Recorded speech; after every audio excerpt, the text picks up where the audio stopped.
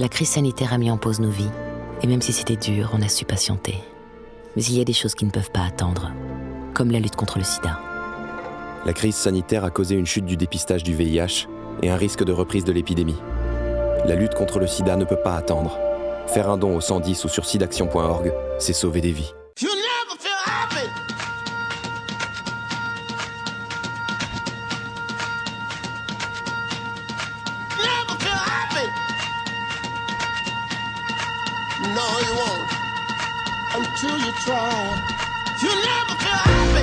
Vivre avec les VIH, c'est maintenant l'émission d'une heure chaque semaine pour parler des questions qui comptent dans la vie des séropositifs et de ceux qui les aiment, mais aussi pour parler de santé sexuelle et de prévention.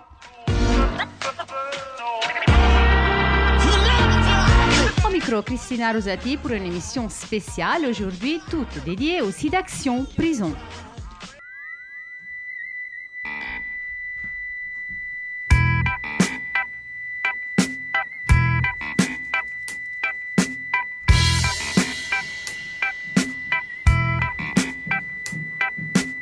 C'est une nuit conventionnelle, un chien aboie, une chouette ulule.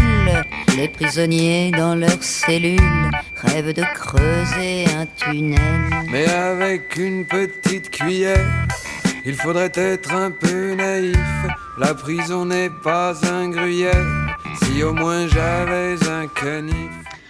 Et vous avez entendu une émission spéciale dédiée au SIDAction Prison. Bienvenue au docteur Marie Awanto-Chaspoul et à Rida Nuyowat de SIDAction, responsable thématique milieu pénitentiaire. Bienvenue. Merci. Merci, bonjour à tous. Bonjour. C'est un plaisir de vous recevoir aujourd'hui pour cette émission. On va déjà essayer un peu de nous positionner. Rida, en quelques mots, tu fais partie de SIDAction. Cette année, les SIDAction se déroulera entre vendredi 26 et dimanche 28 mars. Et du coup, est-ce que tu peux expliquer à nos auditeurs qu'est-ce que c'est SIDAction et pourquoi un SIDAction tout dédié à la prison ? Alors, l'association a été créée en 1994 pour collecter des fonds privés pour la lutte contre le sida. Et donc, l'opération SIDAction Média se déroule en général le dernier week-end de mars.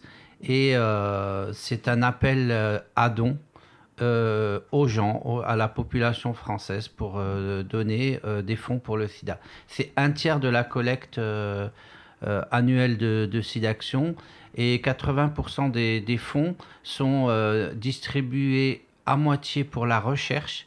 On est la seule association à financer la recherche contre le sida et à moitié pour l'aide aux associations. Ce sont des associations en France mais aussi à l'international et majoritairement en Afrique subsaharienne.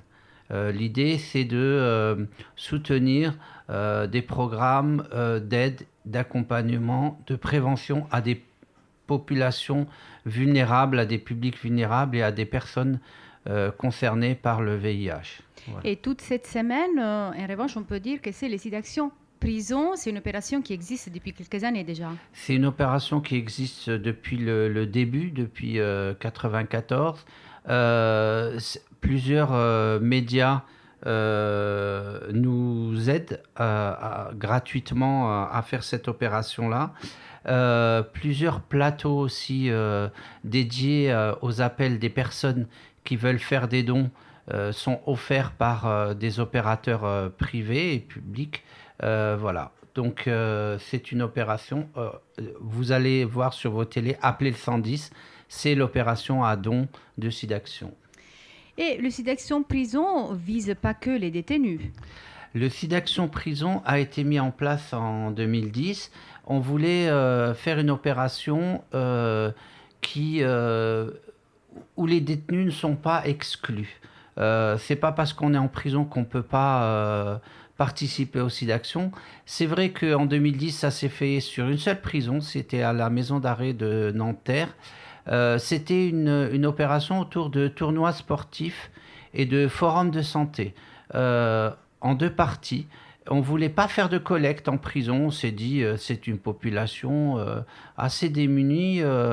Il n'est pas question d'aller demander des sous à cette population, malgré que plusieurs projets sont financés vers la prison.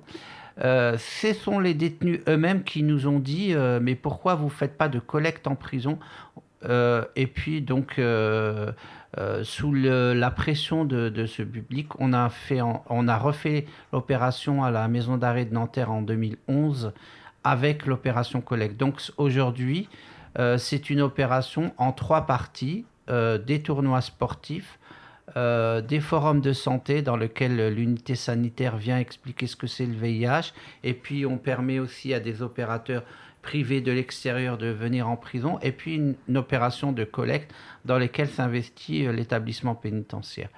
En 2013, cette opération est devenue régionale, puisque toute l'Île-de-France a voulu s'y associer. C'était à l'époque 17 établissements, aujourd'hui je crois qu'ils ne sont que 13. Je parle sous le contrôle de Marie, à Wanto, Chassepoul. Et puis en 2015, la fédération de volleyball s'est associée à notre opération et a voulu y participer.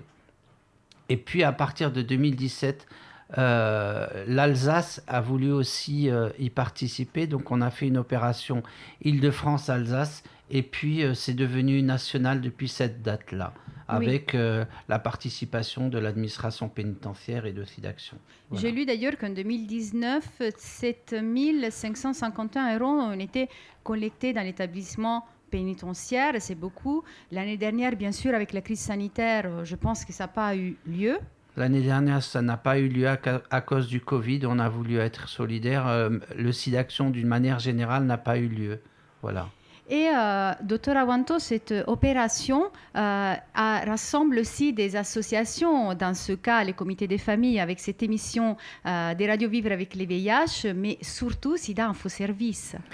Alors, ce qu'il faut dire sur le SIDAction en détention, en fait, c'est une opération collective de toute la communauté pénitentiaire. En fait, les surveillants participent, les familles aussi sont appelées à participer au SIDAction. Et en administration centrale aussi, on fait des appels aux dons pour que tout le monde participe au SIDAction. C'est une opération très importante pour nous, qui malheureusement n'a pas pu avoir lieu l'année dernière.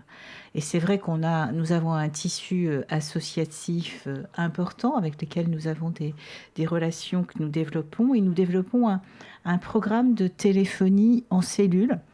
Alors, on a ce qu'on appelle la téléphonie sociale, dont fait partie SIDA Info Service, qui est un de nos partenaires très anciens. Mais il faut savoir que SIDA Info Service a une place très importante dans la lutte contre le VIH. Elle a été fondée par Pierre Knepp, qui était un militant très, très, très important. Et tout au long de l'année, les personnes en détention peuvent téléphoner à SIDA Info Service. C'est un numéro qui n'est pas enregistré. C'est un numéro qui est libre d'accès et c'est un numéro qui est gratuit. Et c'est vrai que les répondants de SIDA Info Service ont une grande habitude et ils peuvent répondre à toutes les questions, pas que sur le VIH, ils peuvent répondre aussi sur toutes les maladies sexuellement transmissibles, sur la sexualité. Et ils sont d'un grand soutien. Et Je me permets juste de rappeler les numéros gratuits, que c'est les 0800 840 800. Nous aussi, au comité des familles, des fois, on appelle SIDA Info Service pour la grande expertise des personnes qui répondent, la confidentialité complètement assurée. Voilà, donc ça, c'est quelque chose pour nous qui était important. Et il était important aussi de maintenir cet élan de solidarité. Comme l'a dit Rida tout à l'heure, c'est un élan de solidarité qui est porté par les personnes en détention et par les personnels. Et c'est une action qui est aussi du dedans vers le dehors. Prendre soin de sa santé, c'est aussi construire son futur. Et donc, pour nous, c'est quelque chose de très important. Oui, absolument. Et pour dire, du coup, ces questions, nombreuses questions que SIDA Info Service a pu recueillir, nous les avons prises aujourd'hui pour nous aider. Dans cette émission, on a choisi les questions qui revenaient le plus pour je vais demander à nos invités du coup d'y répondre. Mais avant de faire ça, est-ce qu'on peut poser un peu le cadre? Rida, je demande ton aide. Est-ce qu'on peut dire en quelques mots, brièvement, déjà la différence entre VIH et sida. Qu'est-ce que nous entendons quand nous parlons d'infection sexuellement transmissible et qu'est-ce que c'est une hépatite? Alors, c'est vrai que beaucoup de gens font la confusion quand ils utilisent les termes. Et le VIH, c'est le virus de l'immunodéficience humaine, c'est le virus du sida, de l'infection à VIH. Et donc, c'est un virus qui va s'attaquer au corps humain et détruire son système immunitaire. Ça prend du temps. D'abord, il va pénétrer dans l'organisme, que ce soit par le sang, par une relation sexuelle ou de la mère à l'enfant. Et donc, pendant cette phase-là, c'est la primo-infection, c'est là où la personne s'infecte. Et avant de connaître le virus du sida, on dit qu'il est séronégatif au VIH. Et donc, il faut un certain temps avant qu'il devienne séropositif, c'est-à-dire qu'il produise les anticorps. Et ce temps-là dure entre 10 et 21 jours. Ensuite, il traverse ce qu'on appelle la phase asymptomatique de la maladie, c'est-à-dire que le virus du sida, le VIH, s'attaque au système immunitaire. Et il détruit le système immunitaire. Et donc, pendant plusieurs années, il y a une lutte entre le système immunitaire et le VIH. Et c'est ce qu'on appelle la séropositivité, mais on n'est pas encore au stade sida. Le stade sida, c'est quand le VIH détruit le système immunitaire et qu'on rentre dans la phase symptomatique de la maladie sans traitement. Ça dure à peu près entre 5, parfois ça va plus vite, parfois 3 ans, parfois. Ça, en moyenne, c'est entre 3 et 10 ans. Voilà. Ensuite, on rentre dans la phase symptomatique, c'est-à-dire que le système immunitaire est détruit par le virus et donc on a l'apparition des maladies opportunistes. Pourquoi opportunistes? Parce que si l'organisme avait son système immunitaire, ces maladies ne lui feraient rien du tout. Mais comme le système immunitaire est détruit, donc il y a un certain nombre de maladies qui vont apparaître. Et donc, c'est ce qu'on appelle le stade sida de la maladie. Voilà. Une IST, qu'est-ce que c'est? Les IST, alors, ce sont des infections sexuellement transmissibles. C'est ce qu'on appelait avant les MST.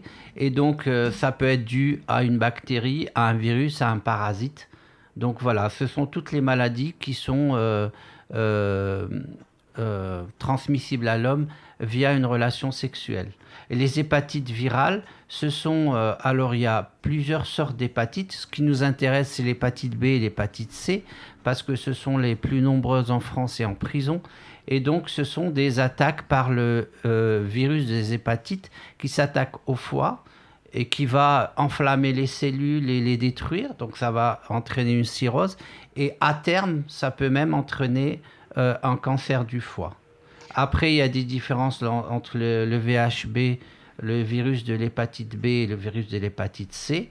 On va sûrement en parler plus longuement. Oui, on reviendra bien sur ça parce que des questions concernent justement l'hépatite. Mais on a du coup divisé les questions plus récurrentes des détenus qui ont appelé SIDA Info Service. On a commencé par celle qui est quand même parmi les plus importants, le dépistage. C'est-à-dire que le dépistage, c'est un outil parmi les plus importants pour éradiquer l'épidémie du VIH. Je vous en lis un peu ce qu'on a reçu. Un homme de 32 ans, par exemple, dit d'être incarcéré depuis 9 ans. Il a encore 2 ans de peine et il ne sait pas s'il peut redemander un dépistage. Encore, il a une autre personne qui demande comment je peux avoir accès aux tests en prison. Encore un jeune de 23 ans. Je suis en prison depuis plusieurs mois. J'ai déjà fait des tests depuis le début de la détention. Est-ce que j'ai le droit d'en refaire encore? Et encore, avant d'entrer en détention, j'ai pris un risque concernant les IST et je souhaite faire un test. J'ai demandé à voir un médecin à l'unité sanitaire, mais sans réponse. Que puis-je faire? Alors, docteur, je pense, je commencerai plutôt par vous. Toutes ces questions, je peux les résumer. À quel moment un test de dépistage est proposé et est-ce qu'il est possible de renouveler dans le temps? Alors, les tests de dépistage sont proposés dès l'arrivée. Quand vous arrivez en détention, il y a une visite médicale qui est obligatoire. Et là, on va vous proposer un certain nombre de tests que vous n'êtes pas obligé d'accepter, parce que pour plusieurs raisons, vous pouvez aussi refuser d'être testé. On vous le reproposera après si vous avez refusé. Mais à tout moment, quand vous êtes en détention, vous pouvez demander à être testé.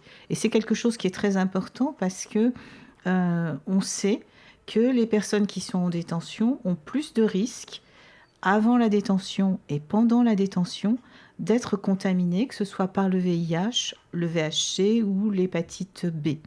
Donc c'est vraiment important de demander à être dépisté. Et c'est pour ça aussi que cette année, nous nous appuyons beaucoup sur SIDA Info Service. Ce qu'on aimerait, c'est augmenter le nombre de personnes testées. Il faut tester le plus possible parce qu'en fait, on a aussi des traitements. Je pense que toutes ces maladies sont associées à une vision un peu catastrophique, mais les choses ont beaucoup changé. Il y a des traitements. Et on parlera peut-être plus longuement tout à l'heure du traitement de l'hépatite C, notamment, qui est franchement une victoire médicale vraiment très importante et qu'il faut faire connaître parce que peu de gens savent qu'on peut guérir de son hépatite C en 2 ou 4 mois en fonction du type d'hépatite. Mais pour faire un test de dépistage concrètement, une détenue, qu'est-ce qu'il doit faire ? Il a juste à demander une consultation à l'unité sanitaire. Il n'a pas à dire pourquoi il veut aller à l'unité sanitaire. Il y a une séparation, vous voyez, entre ce qui relève du milieu pénitentiaire, qui n'a pas à connaître des informations qui relèvent du secret médical. La personne qui est détenue a juste à demander une consultation médicale. Elle n'a pas à donner d'indications pour lesquelles elle veut une consultation médicale. Est-ce que Rida, est-ce que ça peut être un peu compliqué pour les détenus de demander directement à l'unité sanitaire ? C'est vrai que la pénitentiaire a fait beaucoup d'efforts et les textes en sont si vous voulez, reflètent cette réalité. Mais dans la réalité, c'est vrai que les unités sanitaires, souvent dans les établissements, travaillent à flux tendu, c'est-à-dire qui sont plus préoccupés par le soin que d'avoir le temps de faire de la prévention. Donc c'est vrai que c'est systématiquement proposé à l'entrée, mais par contre, on se rend compte que des prisons comme la prison de Fleury-Mérogis, qui est la plus grande prison d'Europe, ne fait que 40% de dépistage à l'entrée, donc 60% passent à la trappe.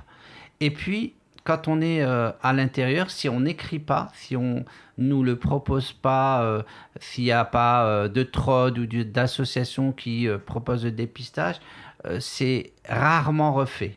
Sauf si la personne le demande. Disons bien, qu'est-ce que c'est les TROD pour tous les personnes qui nous écoutent ? Le TROD, c'est le test rapide d'orientation diagnostique, c'est-à-dire qu'on a le résultat de son dépistage en une demi-heure. Voilà.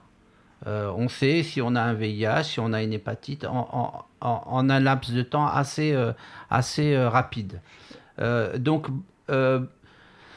beaucoup d'associations qui le font à l'extérieur ne le font pas en prison parce que ça nécessite la mise en place avec le médecin de l'unité sanitaire en cas de séropositivité. Au cas où un détenu est séropositif, ça demande d'établir un circuit.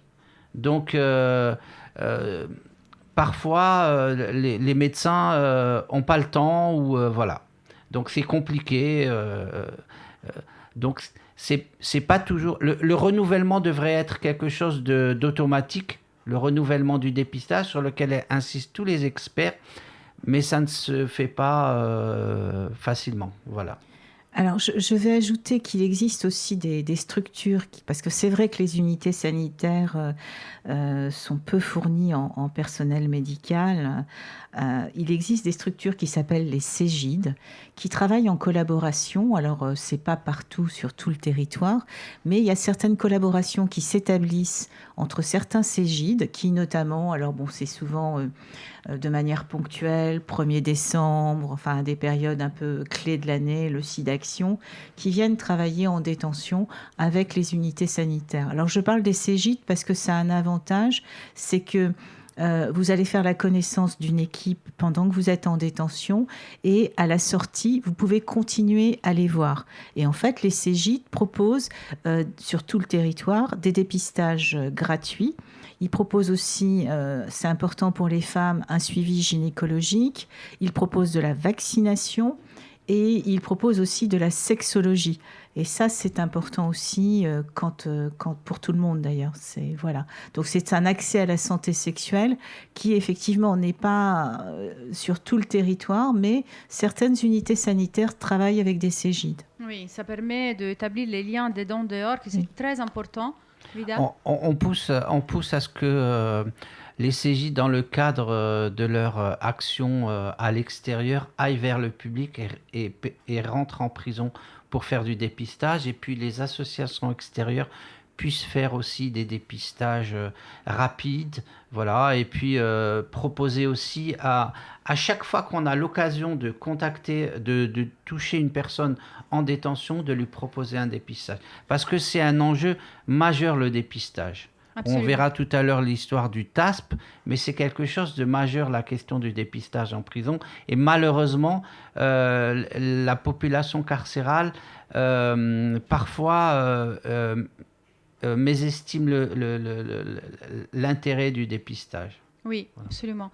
Et on reviendra aussi sur ces questions, mais on passe aussi, parce que ce sont beaucoup les questions qu'ils ont posées à SIDA-Info Service. Par exemple, beaucoup de questions concernent l'accès aux soins en prison et au traitement.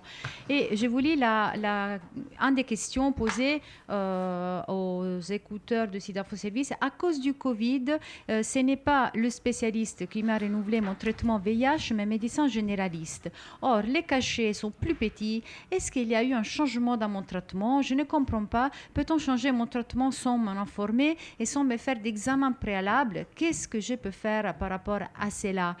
Voilà, pour synthétiser ces nombreuses questions de cette personne, je vous demanderai, mais comment une personne séropositive est suivie en prison?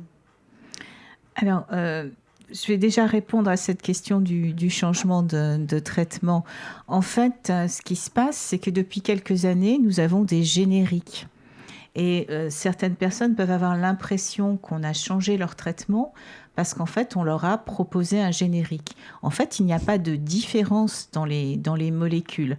Pour changer un traitement antirétroviral, très souvent, il faut qu'il y ait soit, je dirais, une baisse de l'immunité, soit une augmentation de l'activité virale. C'est les deux éléments qu'on surveille quand on a un patient qui a le VIH. Mais on ne change pas de traitement sans en prévenir les personnes et puis sans leur parler de cela. En revanche, quelle que soit la maladie, les pharmaciens ont obligation de proposer un générique. Mais ça, c'est valable que vous soyez en détention ou à l'extérieur. C'est-à-dire qu'en fait, vous arrivez dans une pharmacie où la pharmacie de l'hôpital va vous servir avec un générique. Mais il ne faut pas vous inquiéter, il n'y a pas de modification de votre traitement. Et comment une personne, du coup, est suivie en général? Est-ce qu'il y a plusieurs rendez-vous établis en avance? Comment ça fonctionne? Alors, je pense qu'il y a une grande liberté, en fait, en fonction des unités sanitaires, mais les personnes qui ont des pathologies chroniques ont des rendez-vous réguliers. Alors, c'est vrai que la vie en détention n'est pas toujours simple et que parfois les rendez-vous peuvent être décalés, déplacés, mais normalement, une personne qui a une pathologie chronique doit avoir des rendez-vous réguliers.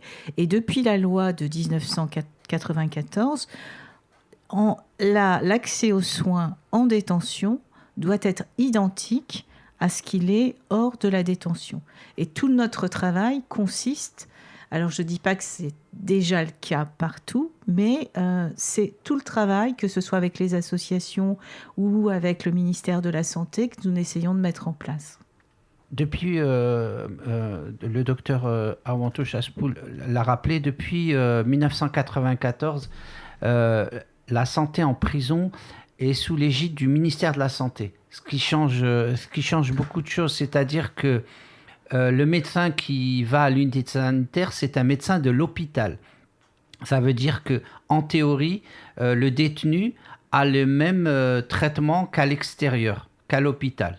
Donc, si jamais il constate que son traitement, les pilules sont de plus petite taille, c'est comme disait le docteur Awanto, c'est que c'est un problème de générique, mais on change pas de molécules sans en discuter avec le patient et sans des raisons valables. Voilà.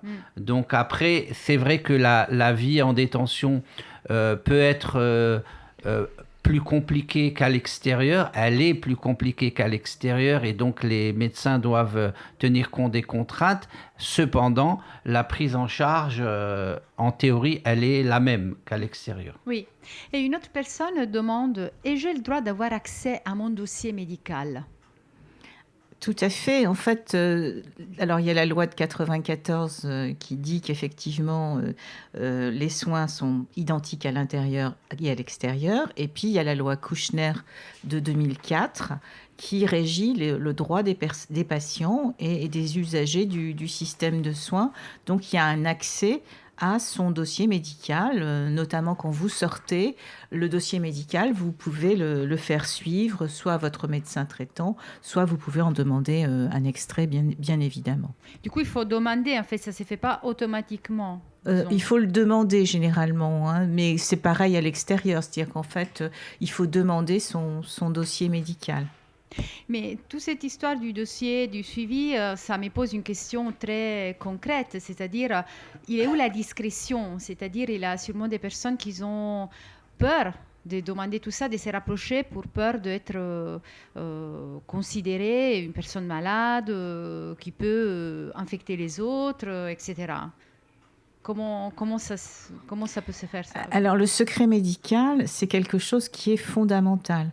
En fait, que vous soyez à l'extérieur ou à l'intérieur, il y a deux grandes associations de médecins qui travaillent en détention. Il y a la CEPS et l'APSEPS, c'est-à-dire l'association des médecins somatiques et l'association des médecins psychiatres. Ils sont très, très attachés à la défense du secret médical.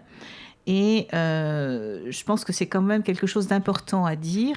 L'administration pénitentiaire n'a pas à connaître les causes pour lesquelles vous demandez à consulter un médecin. Il y a une séparation entre le pénitentiaire et le médical. Et les médecins qui travaillent en détention sont très respectueux du secret médical. Alors c'est vrai qu'il y a une proximité parce que vous êtes dans un milieu qui est clos. Parfois, il y a des informations qui peuvent, entre guillemets, fuiter, mais normalement, ça ne doit pas se faire. Oui. La question du secret médical, elle est absolue. La relation entre un médecin et son patient, elle est régie par le secret médical. C'est valable à l'extérieur comme en prison.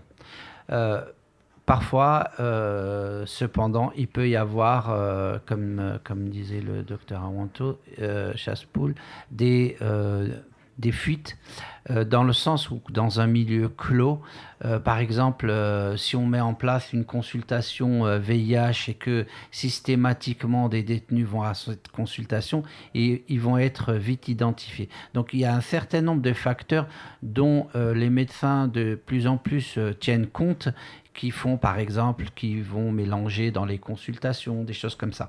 Mais parfois, il y a des moyens de repérer des personnes et voilà, on lutte contre ça. Merci beaucoup, merci. Vous êtes toujours à l'écoute de Vivre avec les VIH, une émission spéciale aujourd'hui dédiée au SIDAction Prison. On va faire une petite pause musicale, on revient tout de suite après.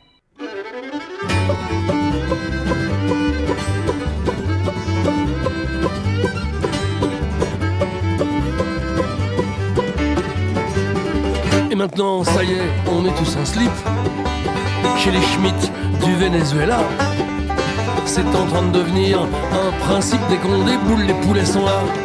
Et allez, vas-y, c'est encore nous qu'on embarque. Allez, vas-y, c'est nous qu'on vient chercher.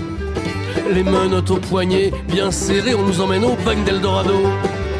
Mais ici, les matons, c'est des sévères.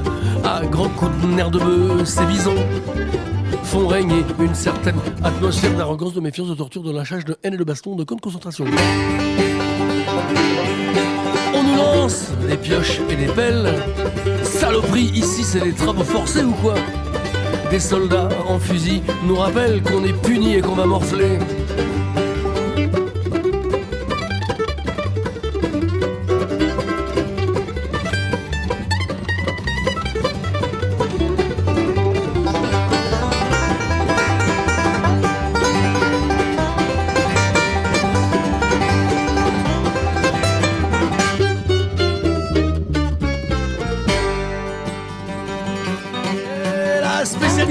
C'est l'injustice, ici au bagne d'Eldorado. Le prévôt, un salaud qui est fini à la pisse et sournois et parano. Il frappe sans raison et il tape fort le salaud. Alors je vais parler à ce fou. Je lui dis si jamais tu touches à l'un d'entre nous, alors là t'es un homme mort. Mais ici les matons c'est des sévères. À grands coups de nerfs de bœuf, ces bisons font régner une certaine atmosphère d'arrogance, de méfiance, de torture, de lâchage, de haine et de baston, de camp de concentration. Et oui, quand même.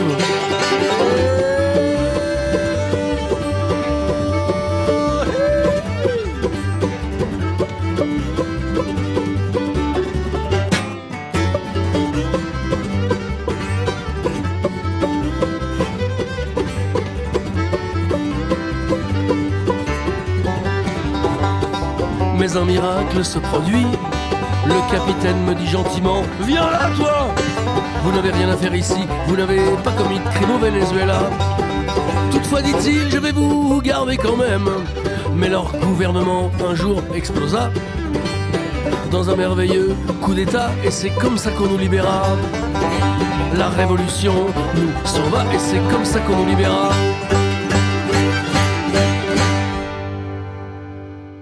Voilà, nous sommes revenus après une petite pause musicale, vivre avec les VIH, spécial SIDAction prison. Et nous sommes avec nos invités en plateau, les docteurs Maria Wantosha-Spool, bienvenue, et Rida Nuat, responsable thématique milieu pénitentiaire de SIDAction. Nous avons commencé à parler de certaines questions que les personnes sous main de justice ont posées en appelant les services, les numéros de téléphone gratuits des SIDA Info Service, les 0800 840 800, et on est en train de rentrer un peu plus dans les détails de ces questions qui sont souvent posées. On revient et on parle de sexualité. Je vous pose la question d'un des détenus qui dit, un homme de 28 ans, il dit: impossible de parler de sexualité avec les médecins de l'unité sanitaire en toute confidentialité.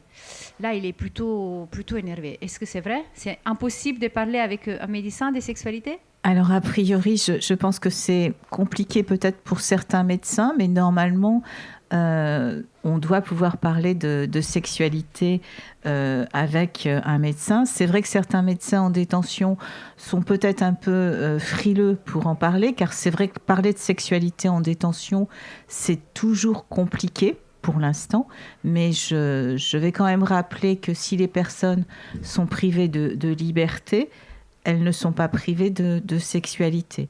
Et la grande difficulté, c'est que la sexualité en détention, comme il y a toujours une surveillance, c'est placer, je dirais, le personnel pénitentiaire dans une position de voyeur, ce qui est un peu compliqué aussi. Donc je pense qu'il y a des choses qui sont à travailler sur la sexualité en détention, que c'est pas quelque chose de facile, mais la direction des affaires pénitentiaires, par exemple, développe les unités familiales. C'est vrai qu'avec la période de Covid, ces unités familiales ont été fermées à certaines périodes, et ça aussi, ça empêche d'avoir une sexualité complète. Mais il faut espérer que la crise sanitaire ne dure pas toujours. Et puis après, je pense que c'est aussi un travail qui est à faire, qui va être progressif. On travaille avec des associations, on travaille avec les unités sanitaires pour effectivement aborder ces questions de la sexualité en détention, qui sont, je le confesse, pas des questions simples à aborder, mais qui sont des questions à aborder parce que ça fait partie du bien-être et ça fait partie de la santé des personnes.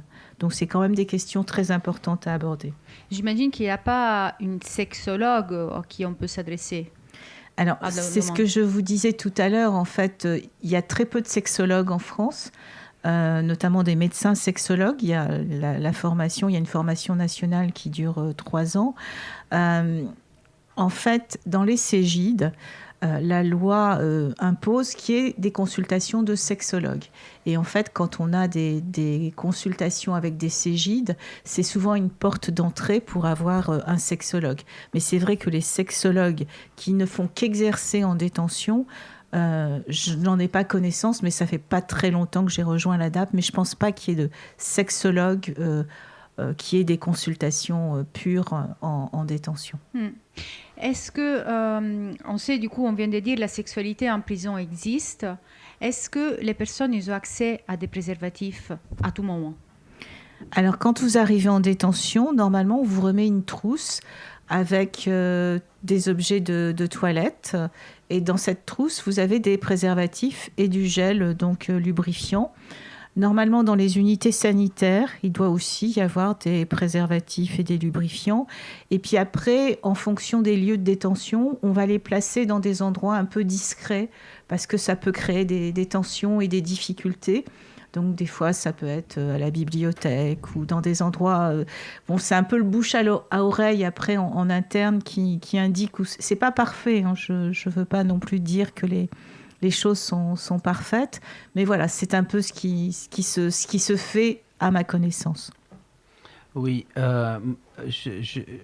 normalement, on peut parler de tout avec son médecin. Et en général, la relation qu'on a directement, c'est avec le médecin de l'unité sanitaire. Et donc, en sachant qu'il est couvert par le secret médical, et ce que dit le détenu à son médecin ne sera pas redit, normalement, on peut parler de tout. Donc, cette question, elle est plus un problème du lien du détenu avec son médecin, plutôt que d'une manière générale, la relation médecin-patient. Ensuite, c'est beaucoup plus difficile avec la pénitentiaire, surtout dans un milieu qui est non mixte. Donc, c'est ça qui pose beaucoup plus de problèmes, c'est que c'est un milieu non mixte. Ça veut dire que des gens qui ont des relations sexuelles vont le faire plutôt de manière discrète, voire cachée. Et c'est ça qui peut poser problème. Ensuite, la question des préservatifs, c'est vrai qu'il y a 187 établissements, je crois. Les pratiques sont différentes d'un établissement à un autre, mais en général... les préservatifs sont autorisés, mais en général, ils sont au niveau de l'unité sanitaire. Donc, ça pose un problème. Et il peut y avoir des établissements où on les donne dans les trousses d'arrivants, mais en général, c'est plutôt la pénitentiaire qui met à disposition des détenus et de manière assez confidentielle les préservatifs. Donc, c'est un problème auquel il faut s'attaquer. Il faut que les détenus puissent avoir accès aux préservatifs, quel que soit l'endroit qu'ils fréquentent, et notamment mettre à disposition dans des endroits comme les bibliothèques, les buanderies, les couloirs, etc. Donc c'est vrai que c'est un problème qui bloque un petit peu. Parce qu'il y a, je les lirai tout de suite après, il y a des questions par rapport à la présence des préservatifs. Et ça nous porte sur un autre sujet très grand. Beaucoup de questions sont sur la transmission du VIH. Vous imaginez, il y a beaucoup de doutes qui restent par rapport à ça. Je vous lis certaines questions. J'ai découvert ma séropositivité en prison. Est-ce que si je serre la main à mes co-détenus, je peux transmettre ? Et encore une autre, je vais voir une escorte. Comment faire pour ne rien risquer ? Ou encore, j'ai pris des risques à ma dernière permission. J'ai eu plusieurs rapports sans préservatif avec la même femme et maintenant j'ai peur. Je n'arrête pas d'y penser. Je fais une demande de consultation au médecin de l'unité sanitaire, mais depuis 3 semaines, je n'ai aucune réponse. Et aussi, il n'y a plus de préservatifs à l'unité sanitaire. Avant, il y en avait. Là, ils n'en mettent plus. Alors, vous voyez, il y a plusieurs questions. Moi, je vous propose déjà, peut-être, docteur Maria Wanto-Chaspoul, de revenir sur les modes de transmission du VIH, parce qu'encore, il y a des questions sur la possibilité de passer les virus à travers la main, en serrant la main. Alors, je vais revenir sur les modes de transmission. Effectivement, c'est des choses importantes à connaître.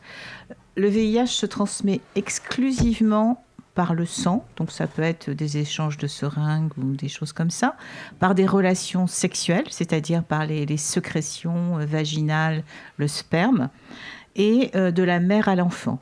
Il ne se transmet pas en serrant la main, il ne se transmet pas en partageant le même plat qu'une personne si on mange ensemble dans un plat, il se transmet pas par le baiser profond.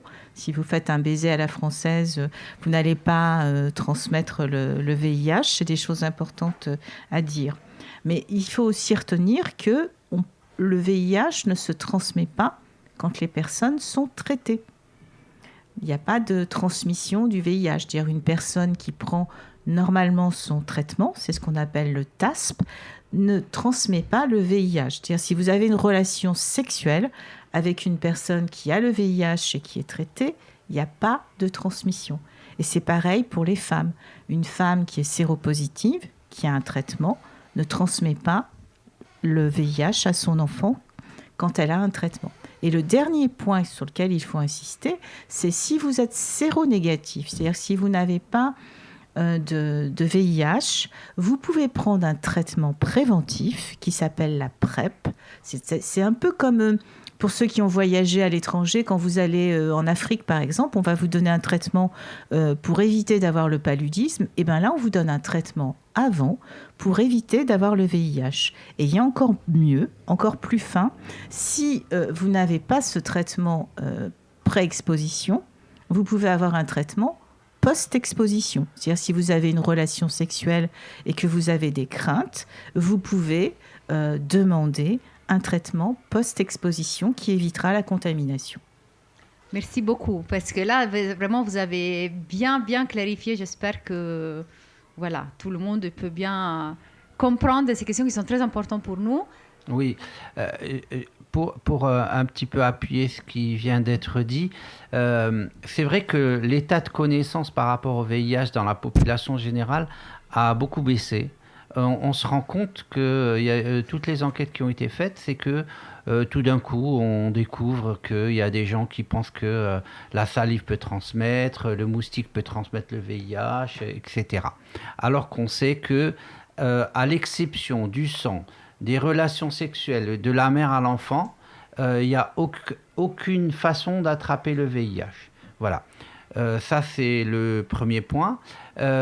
Aujourd'hui, beaucoup de militants et d'acteurs de la lutte contre le sida parlent de I égale I, c'est-à-dire indétectable égale intransmissible ou U égale U. Ça veut dire que quelqu'un qui est durablement sous traitement et qui a une charge virale indétectable, c'est-à-dire le nombre de virus qu'on va détecter dans le sang en dessous d'un certain seuil pendant au moins 6 mois, va pas transmettre lors de relations sexuelles non protégées à quelqu'un d'autre. Donc le dépistage, c'est un enjeu majeur et la mise sous traitement, c'est un enjeu majeur et surtout en prison. Ça, il faut bien s'en rendre compte. Et les gens qui arrêtent leur traitement ou qui ignorent leur statut en rentrant en prison,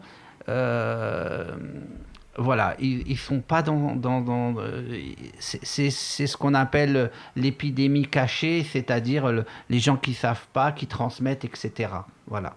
Ils doivent juste faire un dépistage. Oui, voilà.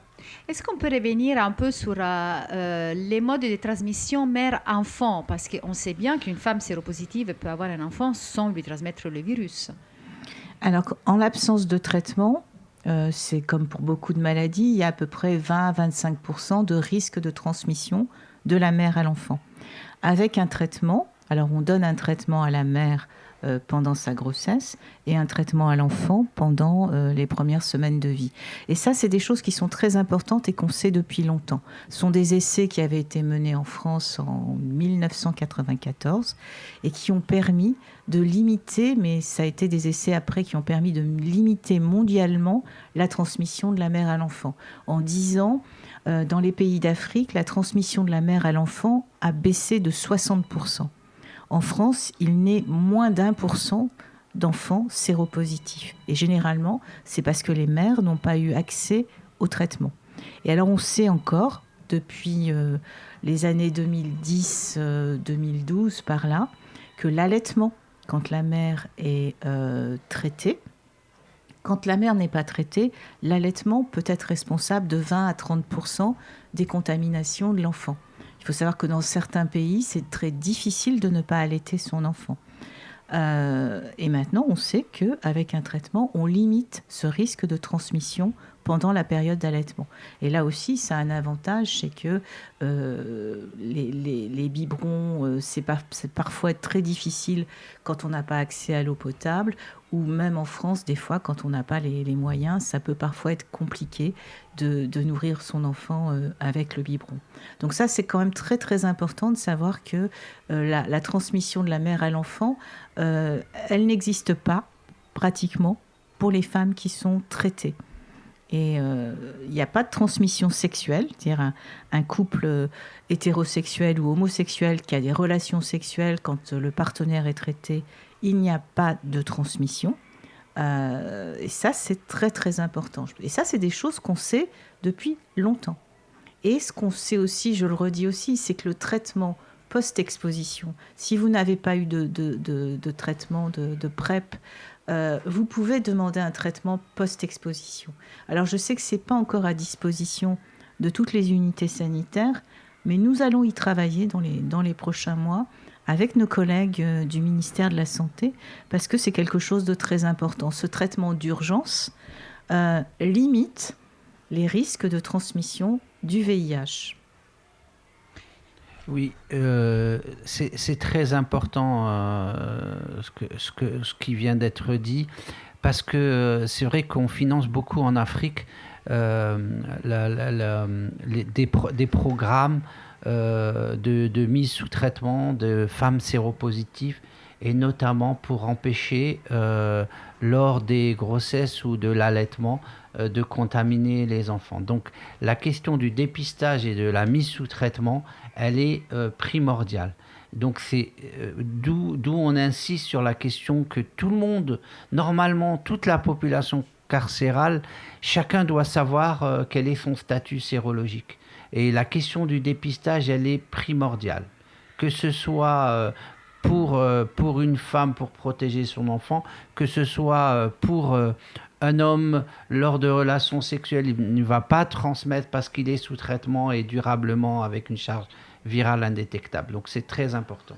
Et je peux ajouter juste une chose, en fait, quand vous êtes dépisté tôt, vous êtes traité tôt. Donc vous n'avez pas les complications liées à la maladie. Et ça, c'est vraiment très important, que ce soit pour le VIH ou pour les hépatites.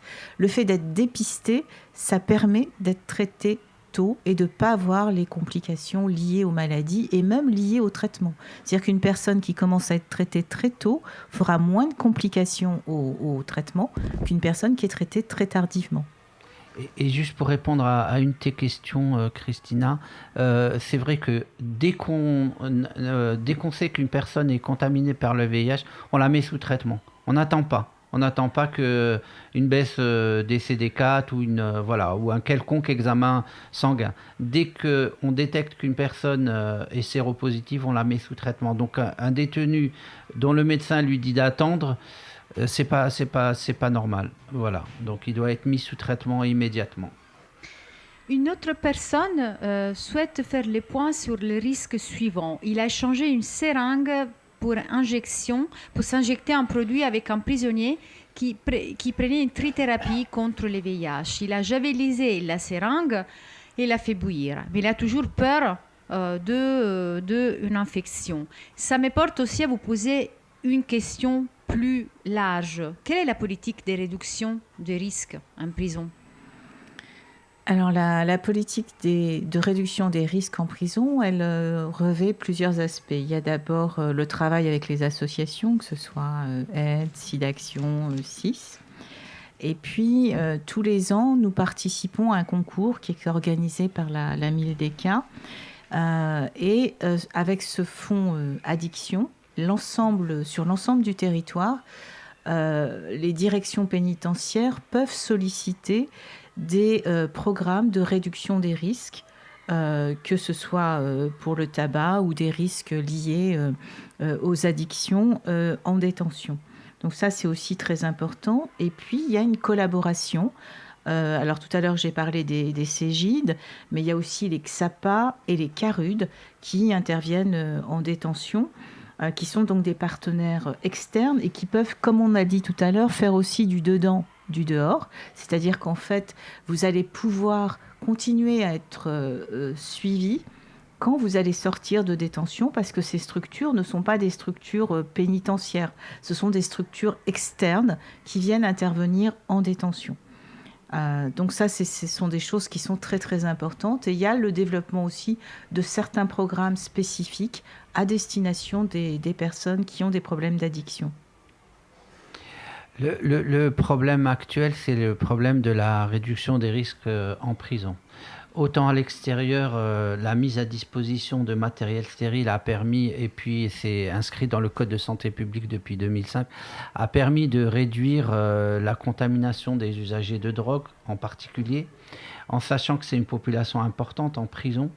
Le fait de ne pas mettre à leur disposition du matériel stérile fait que certaines pratiques sont à risque en prison, d'autant plus qu'il y a beaucoup de pratiques qui sont faites en catimini. Par exemple, si on a une seringue, on va l'échanger en prison, etc. Donc le fait de ne pas mettre de réduction des risques en prison, et notamment de ne pas mettre à disposition des détenus des outils stériles, par exemple des seringues, des roules tapailles, des choses comme ça, pour sniffer, pour se expose les gens à des risques de contamination par des maladies transmissibles.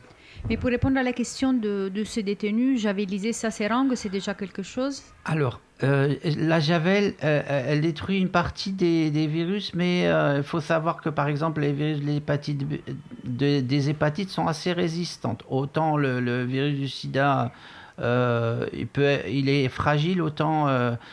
c'est vrai que bouillir, par contre, ça détruit la plupart des germes, mais faut-il encore faire bouillir? Il y a aussi la question du temps où on fait bouillir en théorie, le risque est très faible.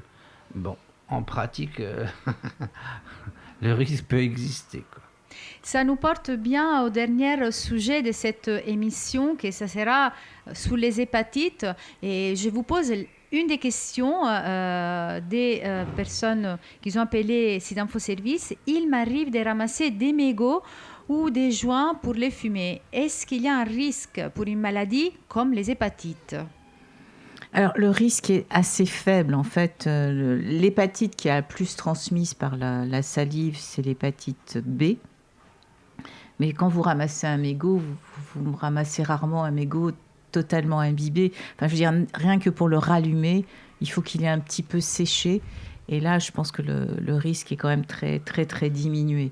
En fait, le risque de contamination en détention, il est surtout lié à l'hépatite C, qui, elle, se transmet essentiellement par le sang, très peu par les relations sexuelles, il faut le dire, hein, quand même, essentiellement par le sang, et un peu aussi de la mère à l'enfant. Et ça, même avec une faible quantité de sang, il peut y avoir une transmission d'hépatite C. Donc ça peut être dans des relations sexuelles traumatisantes, ça peut être avec un partage de paille, ça peut être dans plusieurs conditions, partage de seringues aussi, et c'est vrai que là, effectivement, il y a un risque avec l'hépatite C. Et justement, on disait en début d'émission qu'il y a le traitement pour l'hépatite C et les personnes, ils ont accès en prison. Tout à fait. Donc les personnes ont accès au traitement pour l'hépatite C. Il faut savoir qu'on a beaucoup de mal en médecine à éliminer les virus. Et c'est une victoire très importante de savoir qu'on peut guérir une hépatite C. Avant, on avait des traitements dans les années 2000 qui étaient des traitements très lourds avec de l'interféron qui donnaient quasiment des grosses dépressions et les gens étaient arrêtés pendant presque une année, ils ne pouvaient rien faire. Tandis que là, on a des traitements, on a des nouveaux traitements et c'est très facile. C'est-à-dire qu'en 2 mois, entre 8 et 12 semaines, en fonction du type d'hépatite C que vous allez avoir, vous guérissez totalement de votre hépatite. Et ça, c'est quand même une très très grande victoire, sans séquelles. Et c'est très important parce que vous savez que le foie, c'est l'organe qui va... c'est un petit peu l'usine de l'organisme. Tous les médicaments, tout l'alcool, enfin, tout passe par le foie. Et c'est vraiment important d'avoir un foie sain pour la durée de la vie. En revanche, on n'est pas immunisé contre l'hépatite C. C'est-à-dire qu'on peut se réinfecter. Et donc, des personnes qui ont déjà eu une hépatite C, qui ont été traitées, peuvent se réinfecter. Donc, je veux dire, le fait d'avoir été traité, il faut quand même faire attention, et notamment attention au sang. Oui, le problème, l'hépatite B se transmet comme le virus du sida, c'est-à-dire par des relations sexuelles, par le sang ou de la mère à l'enfant. Alors que l'hépatite C, elle se transmet quasi exclusivement par le sang. Donc le risque d'être contaminé par un mégot de cigarette, il est faible. Ensuite, ce qu'il faut savoir, c'est que l'hépatite B, dans 80%, on en guérit spontanément et elle passe à la chronicité, c'est-à-dire au-delà de 6 mois, on garde le virus dans son sang et donc l'hépatite B, on passe à l'hépatite B chronique. Alors que l'hépatite C, dans 80%, elle devient chronique, donc d'où sa dangerosité. Ensuite, l'hépatite B, il y a un vaccin. Si on n'a jamais rencontré d'hépatite B, on va nous proposer dès l'entrée de se faire vacciner et on est protégé. Alors, et puis l'hépatite C, il y a un traitement. Voilà. Après, il n'y a pas de vaccin. Après, le problème qui se pose pour l'hépatite C, c'est le coût du traitement. Voilà. Et comme on sait que c'est une dotation hospitalière pour les publics détenus, c'est sur le fond de l'hôpital, donc ça peut poser problème quand la personne elle est en court terme, incarcérée pour un court terme. Il y a des médecins qui peuvent ne pas le mettre sous traitement, lui donner un rendez-vous à l'extérieur pour qu'il commence son traitement à l'extérieur, etc. Donc c'est vrai qu'en Inde, par exemple, le coût du traitement du VHC, ils sont arrivés en fabriquant des génériques, etc., à 400 euros, alors que dans certains pays riches, le traitement peut coûter jusqu'à 140 000 euros. Donc c'est énorme.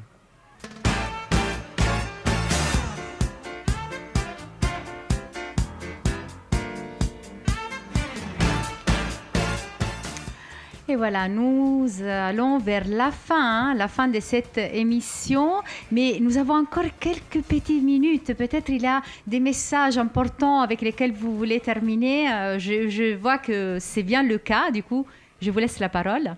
Alors moi, je vais dire dépistage, dépistage, dépistage. Demandez un dépistage et téléphonez à SIDA Info Service. Vous avez des répondants, parce qu'on n'a peut-être pas fait le tour de toutes les questions, qui, pendant toute cette période et toute l'année, sont à votre disposition. Mais dépistage, dépistage, dépistage. Et moi, je vais dans ce sens-là.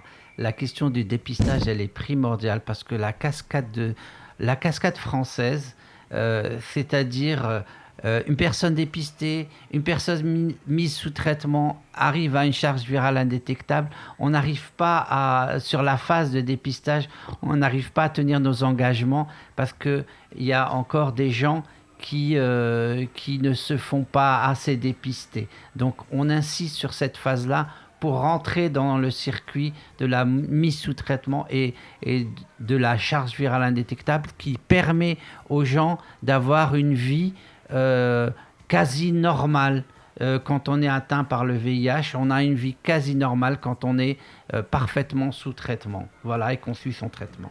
Moi, je vais remercier quand même le SIDAction qui, chaque année, nous rappelle la nécessité de penser à l'infection par le VIH. Et je vais remercier aussi le comité des familles qui nous a invités à cette belle opération de promotion de la santé. Et c'est à mon tour de vous remercier. Merci au Dr Maria Wantosha Spool, conseillère médicale nationale pour la santé des personnes sous main de justice, et à Rida Nuat, responsable thématique milieu pénitentiaire des SIDAction. Je m'excuse parce que je ne sais pas prononcer son nom des familles. Et voilà, cette émission, c'est tout pour aujourd'hui. J'espère que vous avez pu écouter du début à la fin. Sinon, vous pouvez récupérer les podcasts sur notre site comitedesfamilles.net. Je vous souhaite une belle semaine et à très bientôt.